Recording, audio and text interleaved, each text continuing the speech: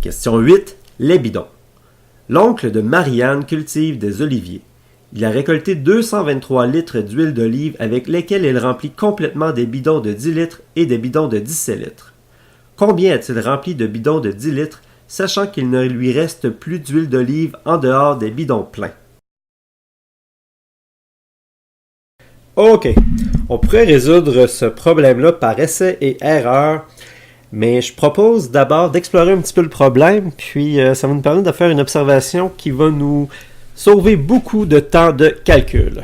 Alors, j'ai créé un tableau contenant 4 colonnes. La première colonne, le nombre de bidons de 10 litres que l'oncle de Marianne va remplir complètement. Deuxième colonne, la quantité d'huile dans les bidons de 10 litres. Donc, si on remplit un bidon de 10 litres, la quantité d'huile va être 1 fois 10 qui est égale à 10. Le nombre de bidons de 17 litres que l'oncle de Marianne va remplir complètement. Et la quantité d'huile dans les bidons de 17 litres.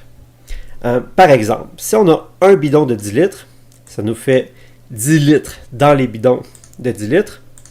Et la quantité dans les bidons de 10 litres doit être de 223, la quantité totale d'huile d'olive que l'oncle de Marianne a, moins 10, donc 213. On ne va pas tout de suite remplir cette colonne-là. C'est là qu'on va sauver du temps de calcul en faisant une petite observation.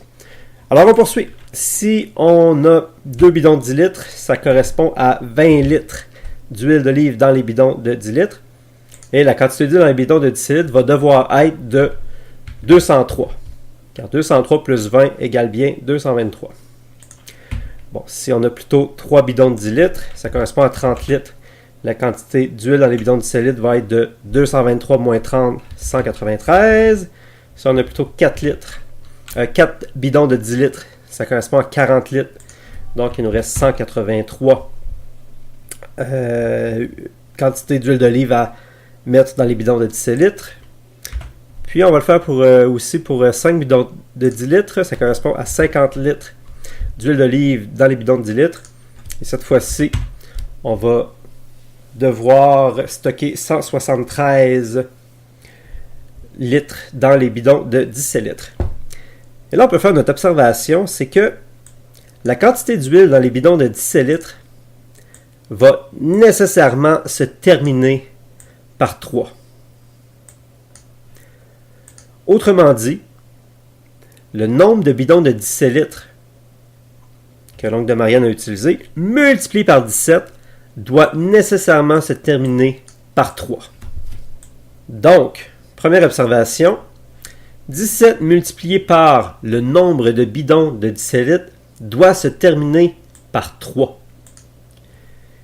Mais si 17 fois un certain nombre se termine par 3, ben, entre autres, il faut que 7 multiplié par le nombre de bidons de 17 litres se termine par 3.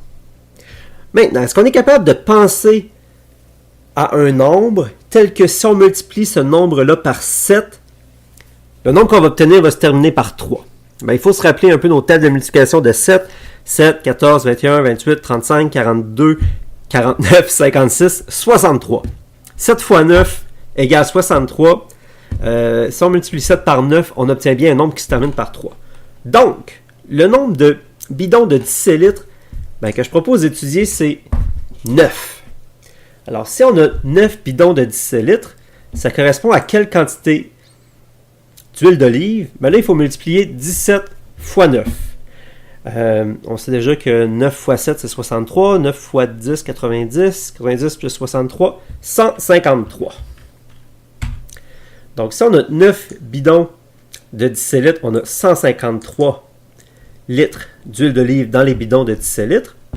Pour arriver à 223 litres d'huile d'olive, on devra avoir 70 litres d'huile d'olive dans les bidons de 10 litres. Donc, on doit avoir 7 bidons de 10 litres.